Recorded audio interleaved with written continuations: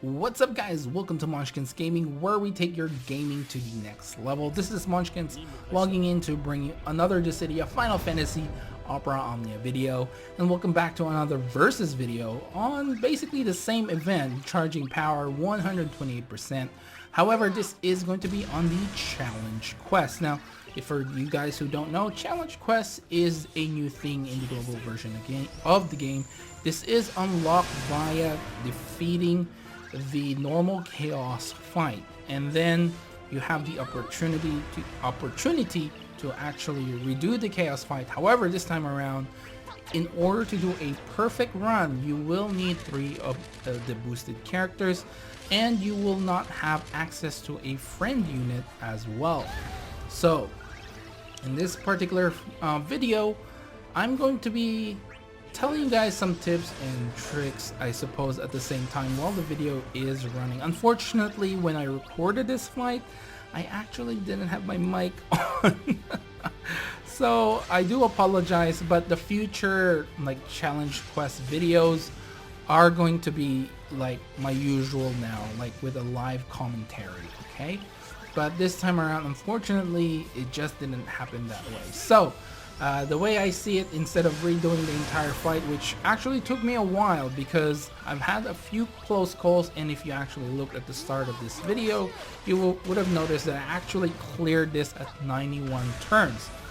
But I didn't get the score requirement, which is really annoying, and that video I actually had my mic on. So yeah, anyway, I'll tell you about the team and then tell you what I learned while doing this fight multiple times. So my team, it consists of obviously Squall and at least his LD. I don't have his burst, but having his LD really helps out in terms of damage. He's fully maxed out and decked out. Passive wise, artifact passive wise, I don't really have a perfect passive for my Squall. It just never pops up. The same thing as my Cloud. They just don't drop that attack 108, max brave 330. It just won't drop. As for my Tifa, she's fully decked out as well. 3-3 across the board, has all the summon boards. However, I do not have any of her character boards. So that's one of the biggest things. It will probably make it a lot easier for you if you do have character boards on board as well. And finally, I have Kate Sith, which I think is kind of made into the MVP of this fight. Now, my Kate Sith is 2-3 across the board for both his weapons and his armor. Okay. As for character boards, he doesn't have any. For summon boards, he has everything except the Alexander.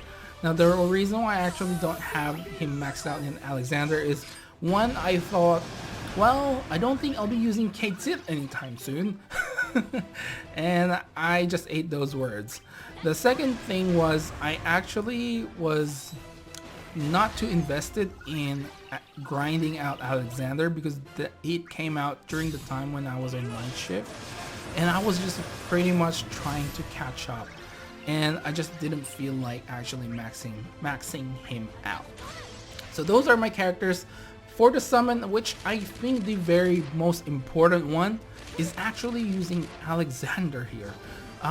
These enemies like to use HP attacks, even if their brave is 0.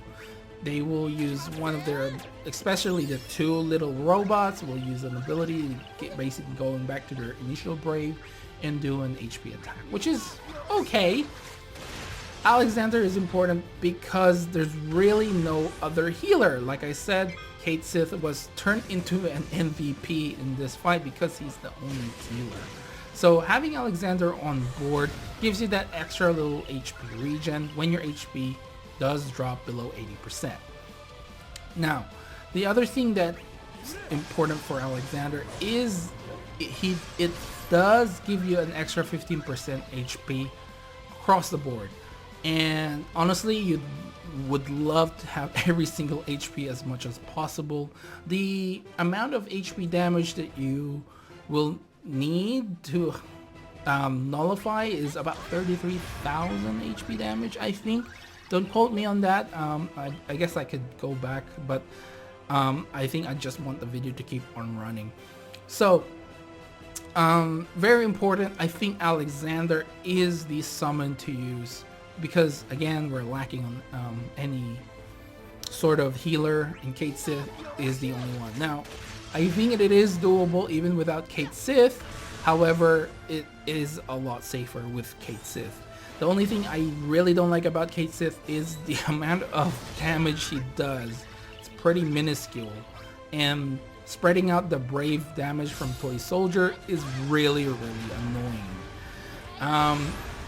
Not to mention it's a split HP damage, which is okay, but the brave damage being like either I can't remember if it's random or it just spreads, but it is pretty atrocious. That's the only thing I have to say about Kate Sith in terms of the downside of having him around. Tifa, I guess the biggest downside is her EX doesn't work on the boss. I mean, it doesn't launch the boss because the launch cannot be knocked back. So that's one negative. She can still knock back the little robots, which is okay, but obviously you want to use as much of your damage on the actual boss. She doesn't have any splash damage, which means the two robots are going to be there for the most part unless you really focus down on them. So those are the negatives for Tifa. Squall, I mean, he's selfish DPS, but he sort of carries the entire team in terms of damage. So that's pretty much it, what I think about the team that I went with. Those are the pros and cons, and the summon, like I said, it was very important as well. Now, as for alternate composition, you can definitely just switch out Tifa to Steiner. I think Steiner is probably the better choice. He has Power Break, which reduces the attack power, which is just like Tifa as well, with her Beat Rush. So I think Steiner is the better choice because, again, I'm just repeating myself, because he has a Brave Battery built in as well for his ability too. So he has splash damage, he has another Brave Battery with his EX. The only reason why I actually don't have Steiner here is because my Steiner is 0 out of 3 and I really don't want to invest my ingots in him at the moment. And I did this fight with Steiner as well, and I got pretty close, to be honest with you, and I really do feel like if I was to invest on Steiner, I probably would have had a better run. So those are my thoughts for alternate composition. Of course, Auron as well. Unfortunately, I cannot even try Auron. I don't have his EX. I did try again to pull for his EX. I actually did a multi pull because I remembered I actually said maybe I'll throw in one multi, but didn't get it. I got Steiner's EX again, which I really didn't need. So yeah, I unfortunately cannot try out Auron. I wanted to at least, you know, do an EX plus run version of him, just 0 out of 3, and see how that went, but didn't happen. Okay, other tips that I would tell you guys, I think the most important one is to actually keep one of the little robots alive. And you'll see in this fight, I did like make one of them like stay there with just a sliver of HP. I didn't kill it until towards the end when I knew that I was about to kill the boss, because now for some reason I know the boss actually can revive one of the little robots even though the other one is alive. It happened to me, I think it was in the Cosmos, but for whatever reason it didn't do that in this chaos fight. Now again, you can correct me down in the comments below if it actually does that. I kind of vividly remember it actually revived one, but it wasn't in the chaos difficulty fight. So in this particular fight, I tried this twice because the first time I did this, right, I was like, oh, it's not reviving the other little robot. Maybe I should just keep damaging him. And then eventually the other little robot died from splash damage because I was like, I really need to do splash damage here. Or like, you know, splash brave or whatever. And ended up killing that one, and after a while it did revive both of them. And then because it revived both of them, I actually had a failed run. Because you do have to kill the two little robots in order to completely end the fight. And yeah, that was really bad. I was really pissed. I told myself if only I didn't kill that little robot, I could have cleared this in record time, maybe 60 odd turns. So, in the end, this is the run that I went with. I did leave one of them alive, and it didn't revive the other one, which is great. I think that's the way to go here. And you can just keep brave attacking the little robot if it does get a high enough brave. You can just brave attack it, you know, just be safe. The other thing you can do with it is you can use Squall if it has really high brave attack to just brave attack that as well. And I guess this really transitioned to play safe, right? I said make the safe play, make the better play, don't make the crazy play. I've done so much crazy plays, or don't let the EX entice you to use it, right? I think that's one of the biggest things. Like playing safe and doing the better play doesn't require you to keep using your EX all the time. If you have to skip the EX and use something else, I would suggest you go ahead and do that. Because like in this situation, you know, I was like, oh, do I use the EX here and just kill off C? That wasn't the better play, right? The better play was to just break it and then let the game continue on. So yeah, don't be too pressured, I guess, to use your EX ability all the time. Just use it when you can, and you know that you're going to survive. So in this situation, I was like, yeah, I can take that HP damage, fine, I'll take it, right? You can actually use the brave attack option there as well, but to me, I was like, okay, I can definitely survive that. The little robots don't have any brave plus HP attack. They only have either a brave attack or an HP attack, right? So it really helps to know what you are doing as well. Make the better play, not the risky play, and play safe. I guess that's the motto or the lesson I'm trying to get across to you guys, because to me, I made so much mistakes trying to play this as like a regular Chaos, or even to a lesser extent like a Cosmos, because right now we're all feeling like, hey, Chaos is easy, I can just keep doing this, right? There are only very few Chaos fights right now that will really test your abilities. But overall, most of them are pretty doable now with EX Plus. But you have to remember, you don't actually have a friend support in this fight. You don't have those extra oomph in damage. So doing the safer play and getting broken less will actually help you. My clear run on this fight with the same team composition, I had 24 times I got broken. And that's probably why I didn't meet the score requirement, even though I pretty much achieved everything else.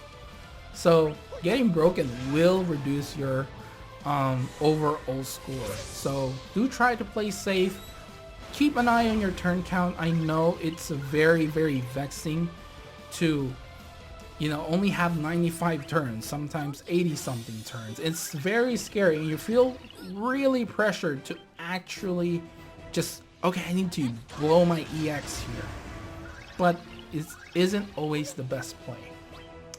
So I think that's it in terms of like tips. I don't think there's anything else that I can really think of. Oh yeah, this chaos fight is actually a little bit different from the normal chaos. The normal chaos this boss has like resistance to physical range and magic. However, this chaos fight is a little bit different. It doesn't have any weaknesses or resistances, which is kind of nice. But yeah, I think that's pretty much it. No, I just had a big hiccup there. I think that's pretty much it. I'll let the rest of the video run through, but guys, if you do like this video, please don't forget to subscribe and leave a like on this video. I know there were quite a few of you guys saying you rather watch a challenge quest rather than the normal chaos fight. So I want to know, do you guys still want me to make a video for the normal chaos fight? Because I think there are some differences, right? In terms of resistances, maybe in the future. I don't look too far ahead in terms of JP content. I want to be surprised, even for the tiniest bit. You know, like the bosses, I want them to surprise me. I want a blind run or something along those lines. So after my first blind run on this one, I was like, oh, I actually check what the enemies have as in terms of weaknesses, and I thought, oh, it's different from normal chaos fight. So let me know down in the comments below whether you still want me to do one on the normal chaos fight, or should I just do challenge quests moving forward, and then obviously when Lufenia difficulty comes out, then we can move on to the Lufenia difficulty. But yeah, I just feel like maybe there's really not much difference if in the fight if I do like the regular chaos and this chaos. If I just use a boosted characters like flat out, and then don't use say my friend support on the regular chaos, does that count as the challenge quest? You know, so I feel like I might be doubling up on things. So let me know down in the comments below, okay? So if you rather me just do challenge quests, which is gonna be great because I only need to make one video. It saves me a lot of time, then let me know down in the comments below. If you still prefer to watch the chaos one as well, leave down in the comments below as well. Although, like I said, it kind of doesn't make sense. But if there's a lot of people wanting just a regular chaos fight, then yeah, I'll probably go ahead and do it. Anyway, that's it for this video. Again, like and subscribe if you haven't already. It does help the channel. Really do appreciate it. And of course, follow me on Twitter and on Facebook at Munchkins Gaming. This is Munchkins logging off. Look at that. I did it right on time. This is Munchkins logging off. Thank you very much for watching, and I'll see you guys in the next level.